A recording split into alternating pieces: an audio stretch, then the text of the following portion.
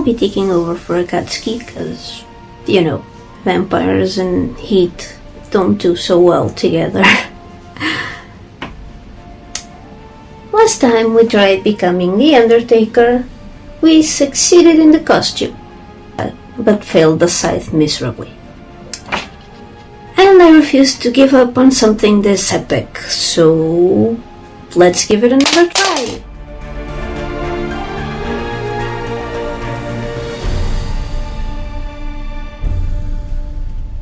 So I guess I'll be doing the prop breakdown today, since I do know most about weapons in this house.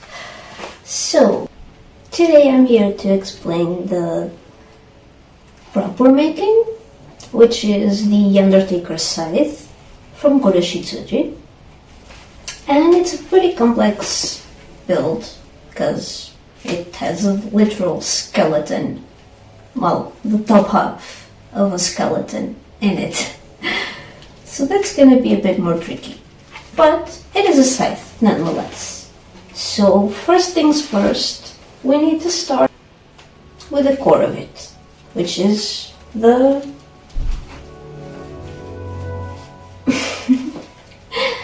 the thing that goes through the skeleton and makes the handle.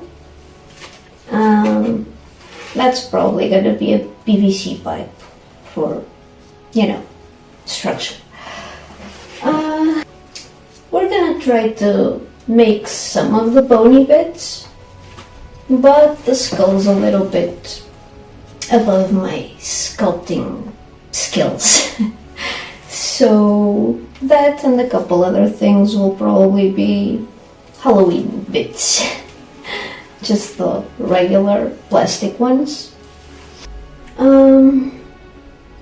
We're probably gonna use a bunch of different things for the bones.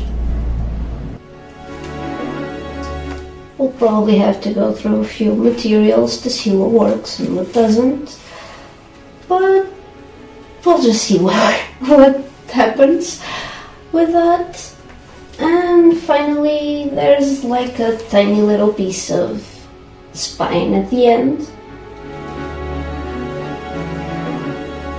We'll deal with it at the end most likely, because that's probably the least of our concerns. The rib cage is what I'm more concerned about. So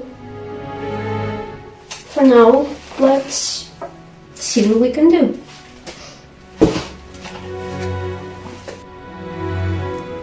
I never actually posted the failed attempt in much detail before, and we're using most of the pieces that survived.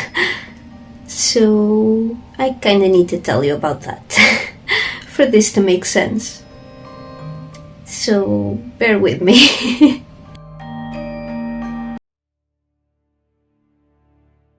I used the pattern of Stein's or Shinigami-sama's scythe, the DeathScythe from Soul Eater that I made previously, just to get the right proportions for the blade and everything. And then I adjusted the shape, as well as where the support pipe goes, because I decided to have two instead of one because of the shape. The blade is a slightly more curved shaped than the previous one, the one that I made for Stein is pretty just straight and this one is very curved. I cut the pattern of the blade 3 times, one for each side and one for the middle to hold the pipes in place without it being too noticeable. I used the heat gun to flatten the part that goes inside the blade just a little bit so it's not as noticeable. I used hot glue for most of the process because I have pets hanging around and contact cement is toxic, so hot glue it is. The blade's pretty huge, so I had to fix it up a bit after I glued it, just using the Hexano. Next comes the sanding, and I started with the hand sanding of the bones, because the blade needs to go slightly into the skull, so it just made sense to me. To make the cuts and holes on the plastic pieces, I used a soldering iron. To be safer, I did it outside, so no footage of that. Only of the sanding the holes smooth along with the seam of the plastic. I was afraid to use the Dremel on the bones because they're so fragile, but the blade got quite the treatment. Again, outside, so I don't think I recorded any of it. But you've seen it 1,000 times by now, so I'm sure you know what it looks like. I then tried connecting all the pieces of the structure using smaller and bigger PVC pipes, which was probably my first mistake. But let's continue for now. The spine pieces are a bit tight, so I needed some smaller pipes to go through them and then into the larger pipes that hold the rest. Worked just fine for the bottom one, because it doesn't need to hold anything else. Not so much for the rib cage. That's actually kinda heavy and complex. But for now it holds. Let's see what happens. She does not know it yet, but it's gonna fall apart. We continued with the blade. And now that it's smoother and with the holes in place for the thorns or whatever they are, we give our skull a little goth makeover with some wire and string. You can see I already made all the holes in the skull beforehand, and it even came with an extra one. Now we prime the whole blade and skull with white wood glue. With white wood glue for painting. In case you're wondering, yes, the skull is also attached to the blade with hot glue, just like the rest.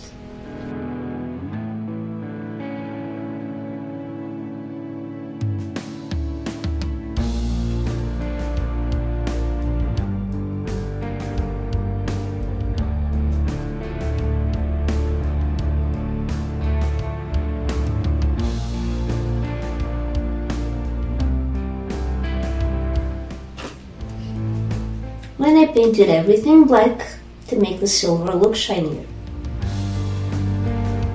And I applied the silver with a makeup sponge to get the shaded effect without any actual shading.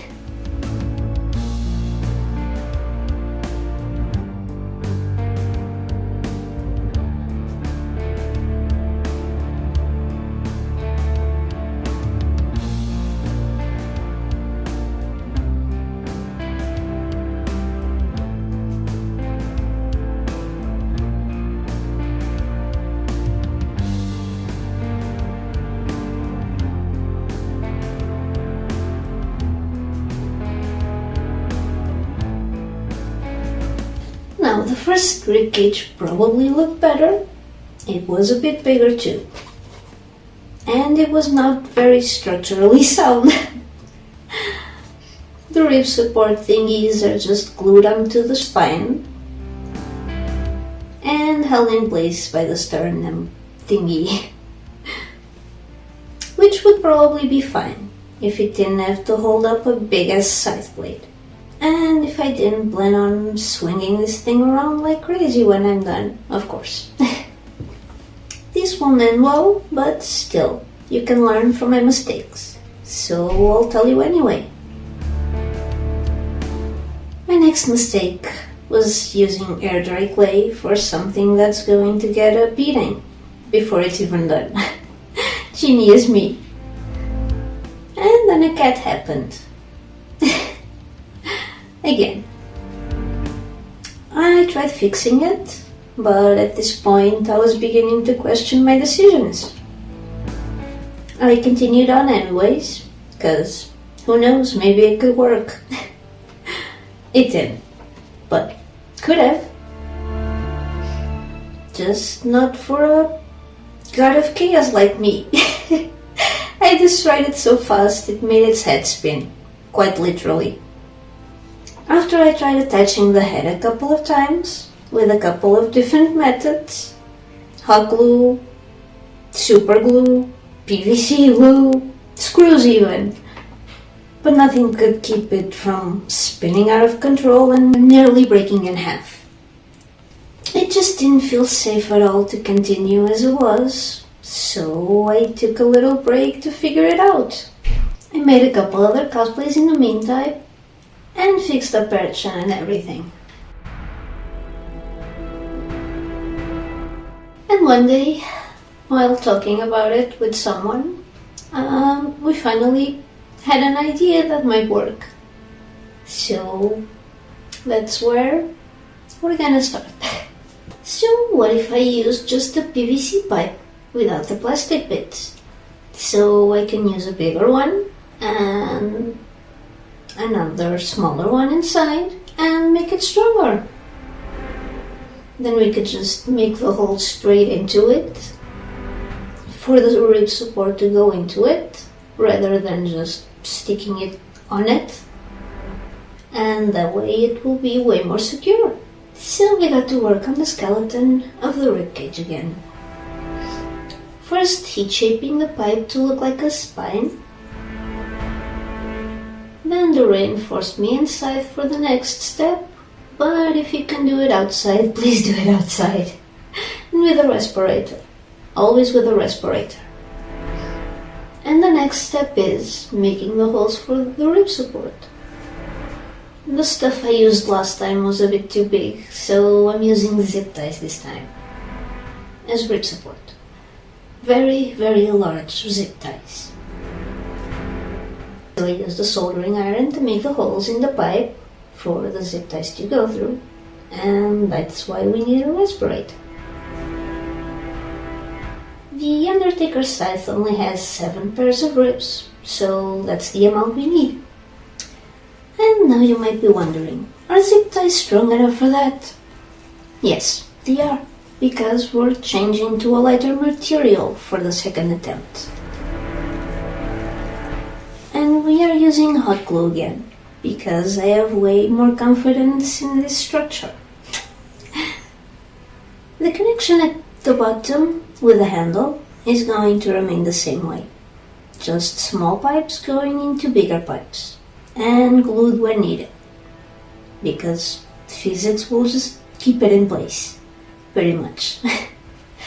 The top is heavy enough to just stay in place with just gravity most of the time, and the pipes are tight enough to stick together when lifting it from the ground, because the place you naturally hold it with your hand is on either side of that connection, so yeah, physics. I'll do a demonstration of how it works at the end. Now I need to explain the next step of the ribcage, the actual bones. And after some research I came to paper mache as the winning material for this. It's cheap, resistant, light, and very easy to use. Easy to find, very easy to paint. And did I mention resistant? I've dropped this thing more than once. In the process, nothing happened. The cats even had a go at it. Nothing. Still perfect. And did I mention sandable?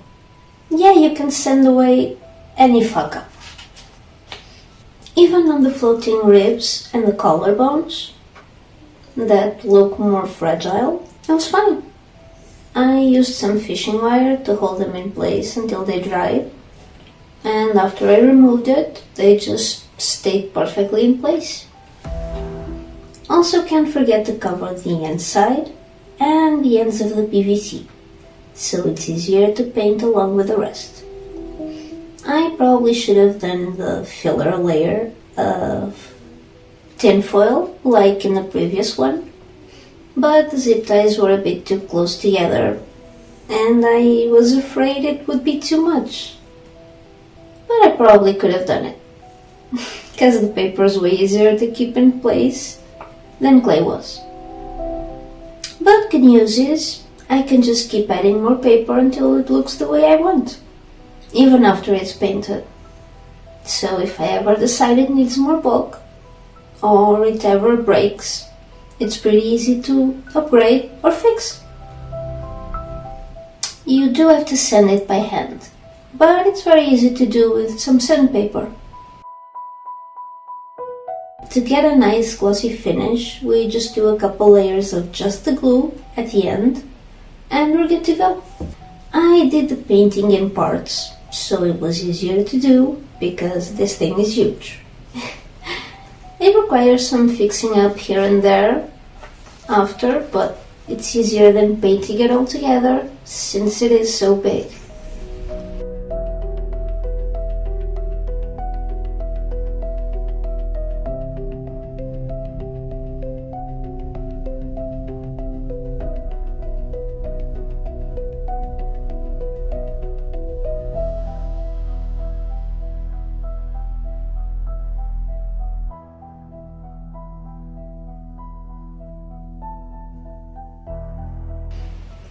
Finally, we attach the head, permanently, for safety. This thing is huge and I don't want pieces flying off and hitting people. This time the PVC pipe was way bigger and doubled on both sides, secured in place with rivets, and reinforced on the inside with a chunk of what I think might be nylon, but I'm not sure. That I sanded down to fit on both sides. It took hours to sand it enough to fit, but it was very worth it. Since it is also tightly fit, it pretty much couldn't break when I made the holes. So I can actually swing it around already and it doesn't move at all, so we can finally finish it properly and cover up that little bit in the neck. After it's nicely covered, we added the rest of the vertebrae to the spine and sanded that weirdly big one to match the rest.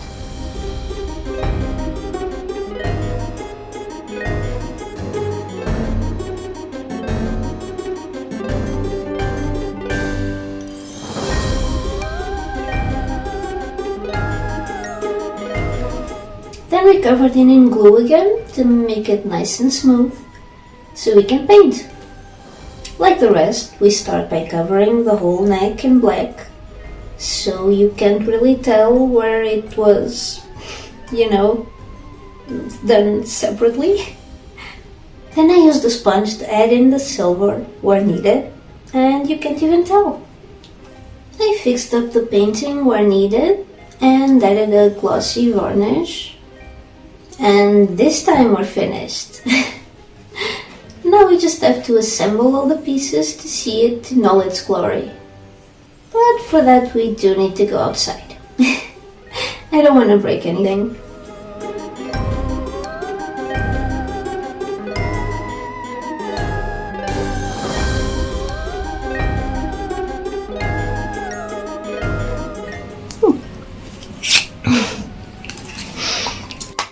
Well, you can't expect me to go outside as me with that huge thing.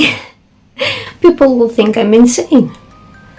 This way, they're seeing the Reaper, so they're the crazy ones.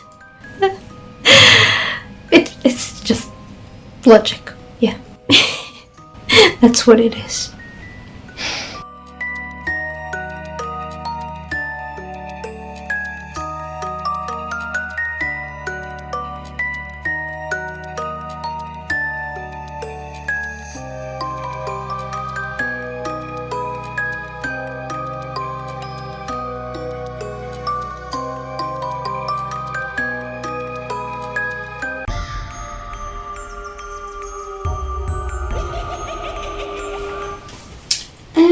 I guess that is the story of my cursed scythe.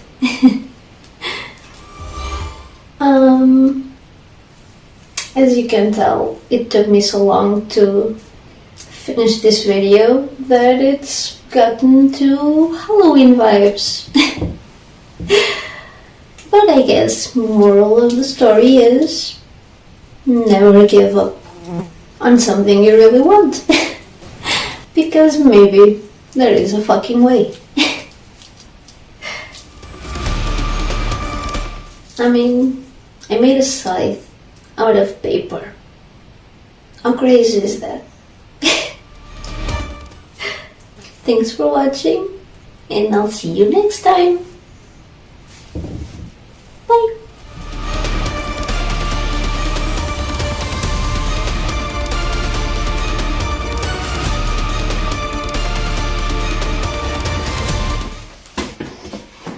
Here we should have a photo of it. So over here we have the skull. That's where the blade's gonna attach to it, and the rest of the scythe.